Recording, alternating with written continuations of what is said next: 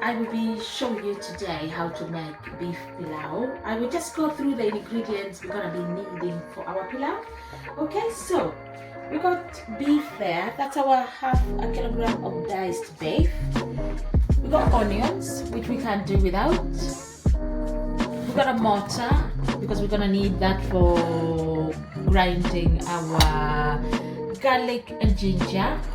Then we have jeera, which I'm going to brown or roast on the pan, and then I'll grind that. I'll show you how I do that. I got 3 cinnamon there. I got 4 cardamom.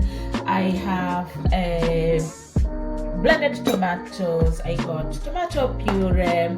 In here, I got pilau masala, and I'm using this pilau masala. And then I have Italian garlic seasoning, which is that one there, and I'm just using a tablespoon of that. Going back to pilau masala, I will be using 1.5 tablespoons. Then I'm using a tablespoon of mixed herbs. I do have this jeera here, but I'm not going to use that because I can roast that myself and grind it, and it gives me a better flavor. But if you can't do that, then you can use that one. So we just gonna, and then just before I forget, we got our rice there, and I'll tell you the measurement because it depends on the amount of water we are measuring to make sure we cook about our rice and not overcook it, but also make sure it's well cooked. So our beef, we are going to boil our beef. So I boiled water in my kettle, which I'm going to put in there to quicken the process of boiling my beef. So I'll just turn my hob on, and then I'll add the water, which I've just boiled from the kettle. I will wait for that to boil. I'm adding more water because I will use this water anyway for cooking my pilau. So I just want to make sure I got enough water there for boiling my meat. I'll just cover that. When it boils, I will put salt and I will stir it. I'm not going to put salt yet because when you put salt in your meat, it stays red and you won't get that browning of meat. So I will put the salt once it has boiled. While that's boiling, we're gonna get on with other things. So we will be roasting our jeera. So I'm just gonna take the cinnamon out and the cardamom. And then I will just wait for our pan to heat up, and I will just brown or roast our jeera.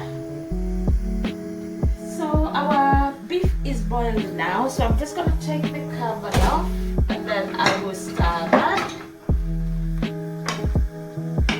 And we need our beef to boil until it's tender. Just gonna add a bit of salt there. I don't tell you how much salt to put because we don't have the same amount of salt, so you can use the amount of salt you like. If you don't like salt, just remember the spices. I've also got salt. I don't want to put too much salt because I'm going to be using this same water for cooking pilau, bearing in mind that those spices over there, I've also got salt. So we'll leave that to boil. Then my pan is now hot for roasting my jeera. So I'm just gonna put my jeera in there. I like to roast my own jeera. It's just a nice thing to do, to be honest. So I will roast my own and I'll show you what I do with it. So here we are. Meat is boiling. Jeera is roasting. And then while we wait, we could grind our garlic. And we could grind that together with our ginger. So I'll just grind that together. So guys, our jeera is ready. So I'm just gonna put it in the mortar.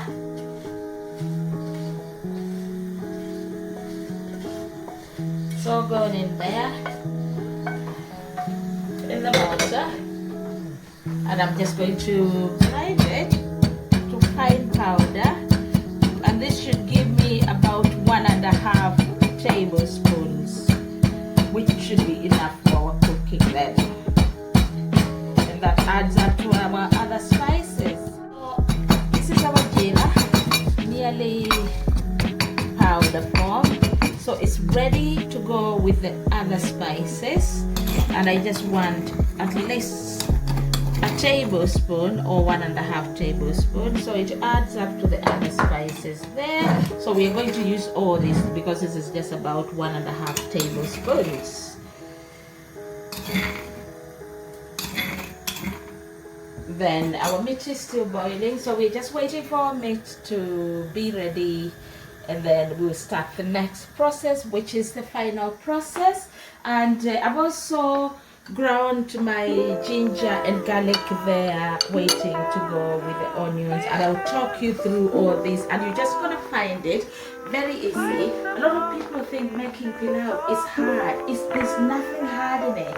You just need to practice, and you just need to do like 3 and you'll be okay with it, and it will just come out so smoothly.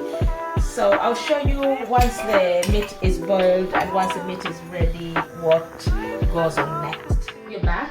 Our beef is ready, boiled nice and tender.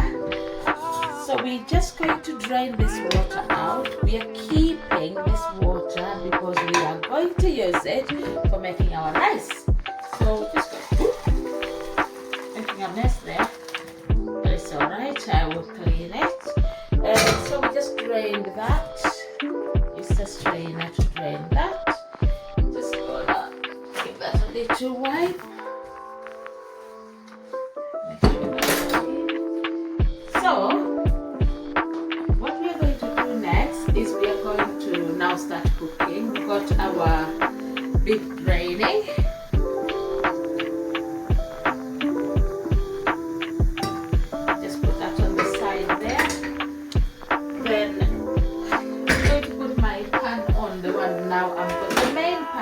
To use for making my pilau.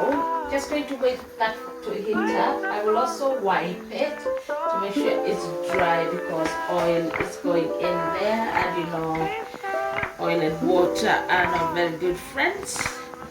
So that's dry. Just gonna wait for it to heat up, and then I'll add oil. So I'm using extra virgin olive oil. Just gonna add a bit in there because I got a lot of onions for cooking. Look how golden color that looks like. So I need enough to cook my onions because I got plenty of onions. While that's heating up, the rice here is I've just soaked my rice to get the starch off it, and I'll just wash it off in a minute. So I'll leave that meanwhile. When my oil heats up, then we are going to add our onions, and I'll talk you through everything else we are doing. And I'll just turn my oven on because I will be finishing my rice in the oven. Okay, so leave that water there. We will be using that soup, the one we've used for boiling the meat, to cook the rice and just get all the flavors together. We're not going to let ourselves waste anything. We need all those flavors to get ourselves really good, tasty pilau rice. Okay, so our oil is ready now. It's hot. So I'm just going to put our onions in. When you hear that sizzling sound, you know your oil is hot. Plenty of onions to cook good pilau.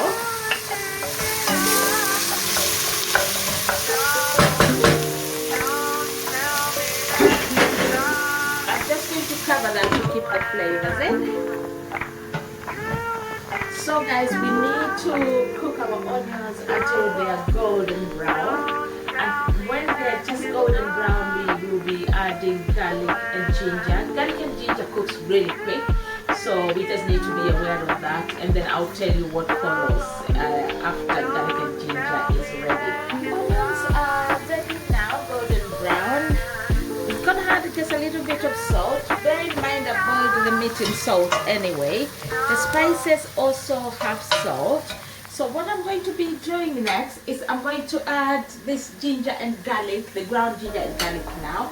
This is going to cook really quick and I don't want it to burn. So that's why I'm adding it when my onions are nearly ready. I'll just leave it for a minute for the ginger and garlic to cook. The flavor, guys, the flavor is just everything. I am going to add my cinnamon and cardamom in there. So I got 3 cinnamon and 4 cardamom. Next is, because now I'm gonna simmer that so I don't burn the onion and garlic. Then I got all my spices here now. If you want me to go through this, I'll tell you what's in that. So there's pilau masala, 1.5 tablespoons. There's garlic Italian seasoning, which I've put only 1 tablespoon. There is mixed spices, which I've put only a tablespoon.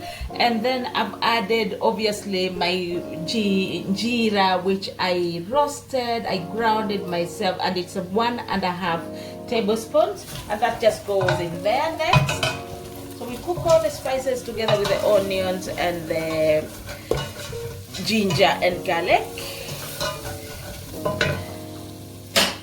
Straight away we are going to add our tomatoes, blended tomatoes. I'm gonna add my tomatoes in there.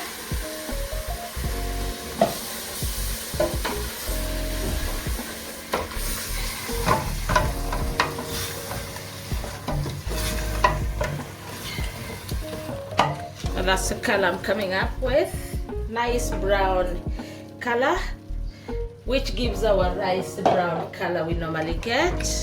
It's gonna increase the heat. I did lower it because the garlic and ginger was sticking in the pan. It's not sticking now, so we're back. Then I am just going to add the meat we boiled. Remember, we drained all the soup out because we are going to use that soup to cook our rice. I will add just a bit. You don't have to. If this is too sharp for you, the tomato puree, you don't have to use it. But I love tomato puree. I love citric flavors. You don't have to add it. You can just go with tomatoes. Some people don't put tomatoes, and I'm just gonna put just a bit of puree in there. That's just like a tablespoon of puree, tomato puree. Remember, tomato puree can be really sharp citric taste, so just be aware of that and put the amount you like. I am not going to add salt just yet. I will taste that in a bit to make sure there's enough salt. Just before I add my water, the soup I used to cook the meat in, I'm just going to cover it for all the flavors to blend together in the meat. That looks nice. Can you see that? See how that looks like?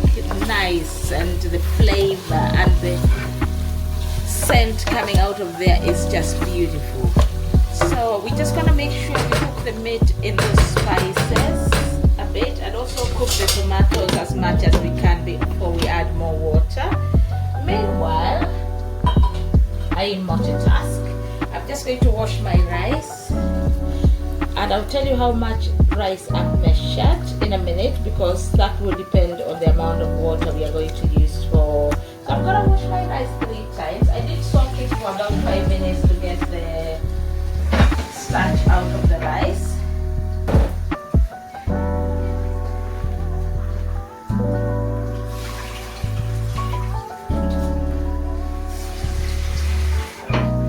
So my rice is all washed. I'll tell you what rice I'm using. I'm using pure original basmati rice. This one is gluten free, It's long grain rice, and I know it's quality rice because I know I've bought this for years, so I don't have to worry about it. I know the quality is nice. It's what I've always used for making rice pilau and any other rice meals. I'm just going to place this where the tomato, the blended tomato was, just to make sure I get all that sauce in there, just to carry on cooking my meat in those flavors. I'm gonna stir that.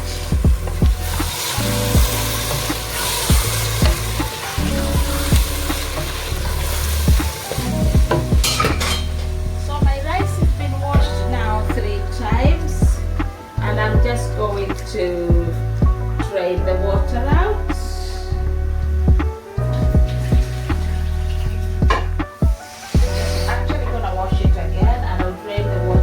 And I'll strain it through this strainer.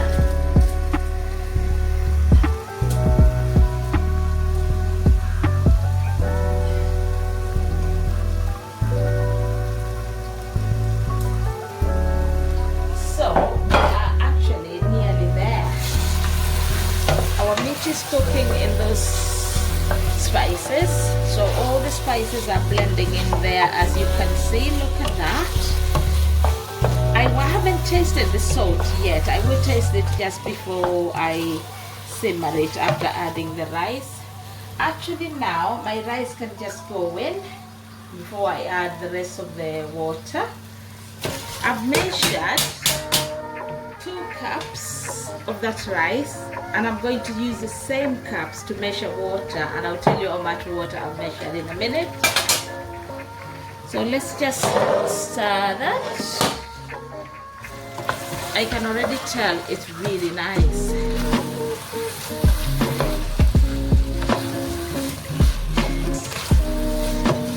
So I'm going to leave my rice there just a few minutes and simmer it just for very few minutes, actually like 2 minutes, just for the spices to blend with the rice. And I'll tell you exactly the measurements of water I have used. Now then, we have measured 2 cups, 2 mugs of that. This is about 250 ml mag. So I'm using that to measure the rice. I need to go two times the amount of rice I've measured, plus just half a cup of water. The water I'm going to use to measure how much water goes in the rice. So part of the water is the soup we've used to boil the meat. So I'm just going to measure that, and I'll tell you, I'll go back just to make sure you get it right. So 2 mugs of rice, then I will measure 4 mugs of water, and this is part of the water. So that's 2 mugs, and I'm also, because I boiled water in my kettle, which has just boiled this minute, I'm going to add 2 more mugs and a half a mug. So that is 4.5 mugs, and the rice was 2 mugs, and that gives you really nice, well-cooked rice, not overcooked. You just need to keep on practicing, and you will come up with really good rice, not mashed rice, not overcooked rice. I'm just gonna add now that's boiled water from the kettle, so I'll add 2 more mugs, which makes 4 mugs and a half, so 4.5 mugs, and rice was only 2 mugs, and I'll just put half of that mug.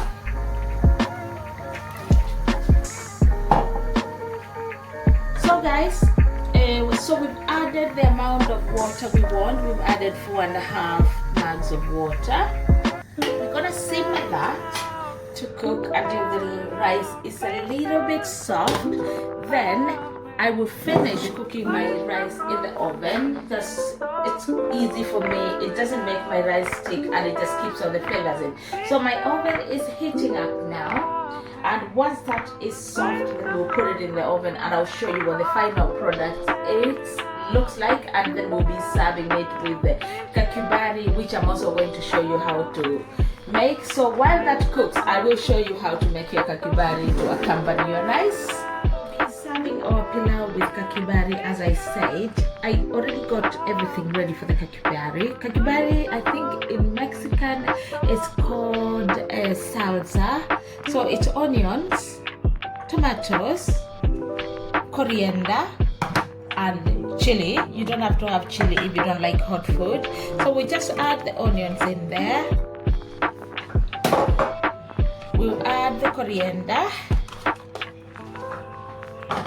I'll just get a fork to start everything together. These are not going to be cooked, so they are ready as they are. For those who like chili, add your chopped chili.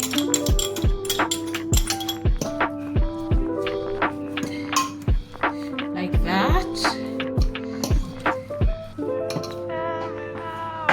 And then just add a bit of salt. Sprinkle some salt according to your taste or your liking. And this is what we are going to serve our pilau with.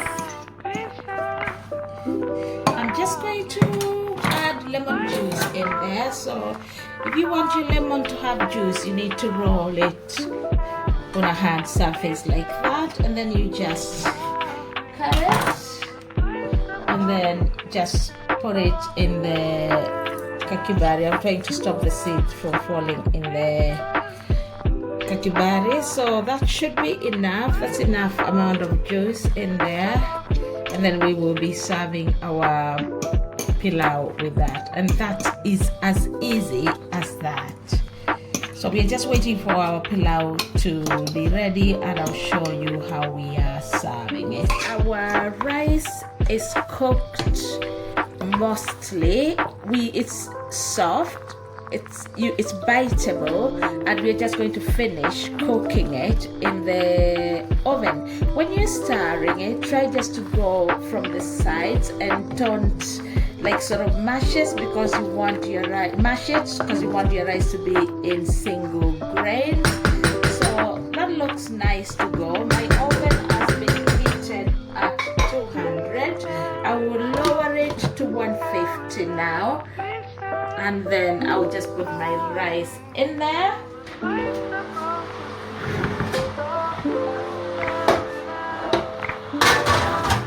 And then we'll give that about 20 minutes. In 20 minutes, the water would have drained off and the rice should be cooked by then. And all we need to do is just show you how to serve it and what our final product looks like. I hope after all this tutorial, you should be able to make your own pilau rice. You won't be questioning what gives the pilau rice the brown color, because you've seen the process we've gone through. And if you have any other ways of making pilau, just share with me or with everybody, because we are all here to learn from each other. Please subscribe to my YouTube channel. Give us a thumbs up if you like it, and just let's stay in this learning journey together. People, pilau is ready. It's come out of the oven now, as you can see. So we're just going to serve it. That's all we need to do. I'm going to do a posh serving. It's dry, it's cooked nicely, all the water is absorbed in the rice. And I'll just serve that with the kakibari. As you know, we made our kakibari earlier on. You know how to make your own kakibari. There we are. And that's what it looks like. I'm gonna give it a taste. I'm the taster. Wow. Guys, this is good. It's beautiful. Please go and try it. Give me a comment to tell me how yours came out.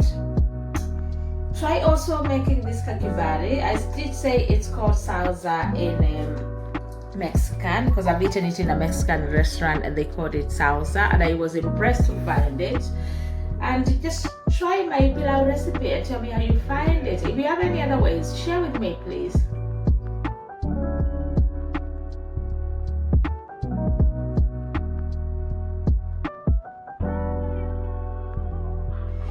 So guys, you see what that looks like. I'm really enjoying this. Wait a minute. So, cameraman, you're having nothing but cheers for being my cameraman. Cheers again. Guys, please do not forget to subscribe. Do not forget to like, and do not forget to share my video. And let me know how your cooking goes. And I hope you really, really try this at home.